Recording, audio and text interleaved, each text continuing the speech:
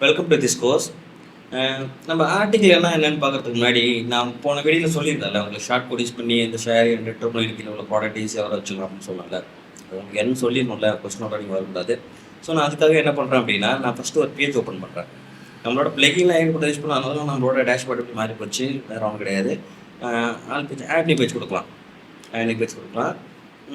இதுவரை நான் உங்கள்கிட்ட என்ன சொல்லிட்டு இருந்தேன்ல, நம்ம இதை நம்மளோட வேர்ட்ப்ரெஸ், அதாவது வேர்ட்ப்ரெஸ் வெப்சைட் பில்டரில் தான் நம்ம இது வரை யூஸ் பண்ணிகிட்டு இருந்தோம். ஸோ நம்ம இப்போ எலமெண்ட் யூஸ் பண்ணனால அந்த எலமெண்ட் வந்தாச்சு. அதுக்கு முன்னாடி நீங்கள் செட்டிங்ஸில் போயிட்டு ஜெனரல் செட்டிங்ஸில் போயிட்டு நீங்கள் வந்து ஒரே ஒரு ஆன்சர்ஸ் மட்டும் மாற்றுற மாதிரி இருக்கும். ஜெனரல் செட்டிங்ஸில் தான் இருக்கீங்க. ஓகே, எவ்ரி திங் ஓகே தான்.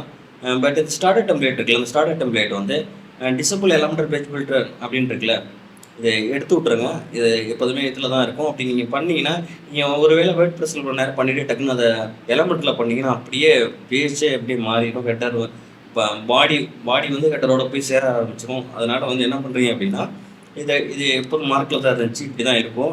நீங்கள் அன்மார்க் பண்ணி விட்ருங்க. ஓகே, ஏன்னா அதாவது என்ன சொல்ல வருதுன்னா, ஸ்டார்டர் டெம்ப்ளேட்டை வந்து எலமெண்ட்டை வச்சு பேஜ் யூஸ் பண்ணிக்கலாம்னு கேட்குது. ஓகே தானே, அவ்வளோதான்.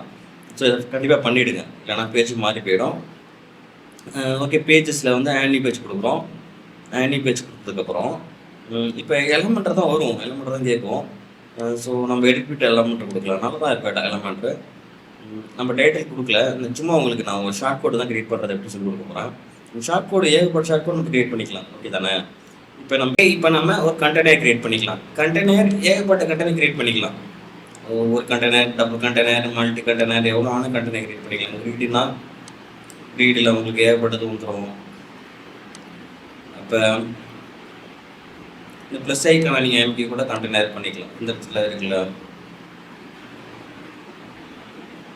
பாட்டமில் வேணுமா இல்லை எங்கே வேணாலும் நீங்கள் கண்டெய்னர் கிரியேட் பண்ணிக்கலாம். ஃபாக்ஸ் இப்படி இருக்குல்ல, இப்படி கண்டெய்னர் கிரியேட் பண்ணிக்கலாம். அது போக இந்த இடத்துல கொடுத்து கூட நீங்கள் கண்டெய்னர் கிரியேட் பண்ணிக்கலாம். இப்போ எவ்வளோ வேணும்னா இந்த மாதிரி செகண்ட் இங்கே ஒரு இமேஜ் வச்சுட்டு இங்கே கண்டென்ட் கொடுத்துக்கலாம். எப்படி வேணால் நீங்கள் கண்டென்ட் கிரியேட் பண்ணிக்கலாம். இந்த கண்டென்ட் ஓகே தானே. சரி, ஓகே, இது ரெண்டுமே வேணாம். ஸோ நம்ம ஒரு கண்டெய்னர் ஷார்ட் கோடுக்காக ஒரு கண்டெய்னர் போதும். சரி, ஒரு கண்டெய்னர் யூஸ் பண்ணியாச்சு. நம்ம நெக்ஸ்ட் என்ன பண்ண போகிறோம்னா, இந்த கண்டெய்னருக்குள்ள என்ன கண்டென்ட் கொடுக்க போகிறோம் தான் மெயின். அப்போ நம்ம இங்கே இடத்துல ஷார்ட் கோட் அப்படிங்கிற ஒரு ஆப்ஷன் இருக்கும். அந்த ஷார்ட் கோட் வச்சுக்கலாம். ஷார்ட் கோடை நீங்கள் பண்ணிக்க வேண்டியதான். இந்த ஷார்ட் கோடில் நம்ம என்ன பண்ண போகிறோம் அப்படின்னா, இங்கே தான் நம்ம வந்து நம்மளோட கோடிங் கொடுக்க போகிறோம். அதாவது ஒரு ஆர்டர் கொடுக்க போகிறோம். ஓகே தானே. அதுக்கு நம்ம ஒரு க்ளோசிங்லாம் கொடுத்துருவோம். அதுக்கப்புறம் ப்ராடக்ட்ஸ். ஓகே தானே. ப்ராடக்ட்டுக்கு மட்டும் கூட ப்ராடக்ட்ஸ். அதுக்கப்புறம் ஒரு ஈக்குவல் மார்க்கு. அதுக்கப்புறம் எல்யூஎம்எஸ் columns. Okay, columns equal to இவ்வளோ எத்தனை கலம்ஸ் வேணால் வரலாம். அதாவது கலம்ஸ் இப்போ நான் 2 காலம் வரணுமா, 3 காலம் வரணுமா, இப்போ 4 காலம் வைக்கலாம். இப்படி 4 வைக்கலாம். நான் 3 வச்சு காட்டுறேன், அப்போ தான் உங்களுக்கு நல்ல ஷோ ஆகும். 3 வைக்கலாம். 3 காலம் வச்சாச்சு. இப்போ நெக்ஸ்ட்டு என்ன பண்ண போகிறோம்னா, இப்போ தான் மெயினான ப்ராம்ப்டே கொடுக்க போகிறோம். இப்போ என்னென்ன பண்ண போகிறோம்னா, கிளாஸ் அப்படின்ட்டு கொடுத்துட்டு ஈக்குவல் கொடுத்துட்டு என்ன பண்ணுறோம் அப்படின்னா, நமக்கு சொல்லியிருந்தோம்ல பிலோ எவ்வளோ சொல்லியிருந்தோம், பிலோ ஈக்குவல் கொடுத்துட்டு எவ்வளோ கொடுத்துருந்தோம், ஒரு ட்ரிபிள் லைனை கொடுக்கலாம். உங்களுக்கு இதுக்காக சொல்லியிருந்தாலும் ட்ரிபிள் லைனை கொடுத்துருக்கோம். ட்ரிபிள் லைன் இப்போ கொடுத்துட்டு க்ளோஸ் பண்ணிக்கலாம். ஸோ இப்போ அந்த ப்ராடக்ட் எல்லாம் ஷோ ஆக ஆரம்பிச்சிடும். நம்ம 3 காலம் கொடுத்தனால அது 3 காலம் வருது. ஓகே தானே.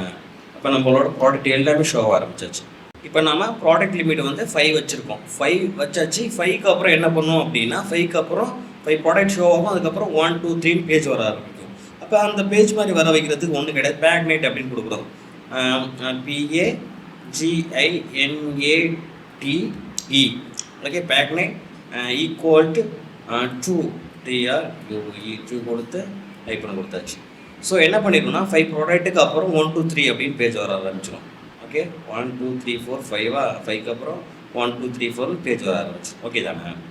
ஏன்னா ஏகப்பட்டு இப்போ இந்த இடத்துல ஒரு 5 வேணாம்ப்பா, ஒரு 10 ப்ராடக்ட்டுக்கு அப்புறம் காலம்ஸ் 5 கொடுத்துருக்கோம். ப்ராடக்ட் லிமிட் 10 கொடுத்துருக்கோம். இப்போ காலம்ஸ் 5 கொடுத்தனால 5 காலத்துக்கு கீழே இந்த இடத்துல ஷோ ஆரம்பிச்சிருச்சு. இப்போ காலம் வந்து ஒரு காலம்ஸ் ஒரு ப்ராடக்ட் 8 மட்டும் இருந்தால் போதும் அப்படின்னு வைப்போமா. ப்ராடக்ட் வைக்கலாம் 8 வைக்கலாமா. 8 வச்சதுக்கப்புறம் என்ன ஆகுதுன்னா 4 × 4 8. அதுக்கப்புறம் இந்த பேஜ் வர ஆரம்பிச்சிடும். ஓகே தானே? ஸோ அவ்வளோதான். இந்த பேக்னெட் அப்படின்னு யூஸ் பண்ணனால நம்மளோட பேஜாக அது கன்வெர்ட் ஆக ஆரம்பிச்சாச்சு. சரி, ஓகே, நெக்ஸ்ட்டு நம்ம இன்னொரு வழி பண்ணலாம். நான் செலக்டடாக எடுத்து வைக்கணும், எனக்கு எல்லா ப்ராடக்ட்டும் வேணும், நான் செலக்டடாக அந்த ப்ராடக்ட் இந்த பேஜில் வைக்கணும் அப்படின்னு நீங்கள் நினச்சிங்க அப்படின்னா அதுக்கு ஷார்ட் அந்த மாதிரி பண்ணுறதுக்கு என்ன பண்ண போகிறோம் அப்படின்னா ஒன்றும் கிடையாது.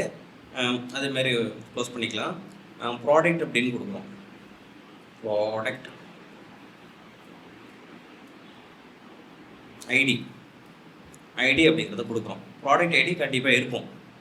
ப்ராடக்ட் ஐடி ஈக்குவல்ட்டு கொடுத்துக்கணும். ஈக்குவல்ட்டு கொடுத்தாச்சு. இப்போ வந்து நம்மளோட ப்ராடக்ட் ஐடி எங்கே இருக்கும் அப்படின்னா ப்ராடக்ட் இருக்குல்ல, இந்த ப்ராடக்ட் ஐடிங்கிறத ஷோ ஆகும் பாருங்கள், இந்த ப்ராடக்ட் ஐடி. ஸோ இதை நம்ம காப்பி பண்ணிக்கிறோம். காப்பி பண்ணிவிட்டு இந்த மாதிரி நீங்கள் எத்தனை ப்ராடக்ட் வேணால் ஆட் பண்ணிட்டு போயிட்டே இருக்கலாம். ப்ராடக்ட் ஐடி ஈக்குவல்ட்டு அதை ப்ளேஸ் பண்ணிடலாம். இதை ப்ளேஸ் பண்ணுறோம். ப்ளேஸ் பண்ணிட்டு திரும்ப டைப் பண்ணி கொடுத்துட்டு க்ளோஸ் பண்ணிட்டீங்க அப்படின்னா அந்த ப்ராடக்ட் மட்டும் இந்த இடத்துல ஷோ ஆகும். ஓகே தானே? இப்போ என்ன ப்ராடக்ட் எடுத்தோமோ அந்த மாதிரி ஷோ ஆகும். அது மாதிரி நீங்கள் வரிசையாக ப்ராடக்ட் கொடுத்துட்டு கம்மா கொடுத்துட்டு போயிட்டே இருக்கலாம். ஓகே தானே? தேங்க்யூ, பாய். கலைவத்தில் தலை சிறந்தவன், திசை எட்டு புகழ் கொண்டவன், ராவண பெரும்பாட்டன்.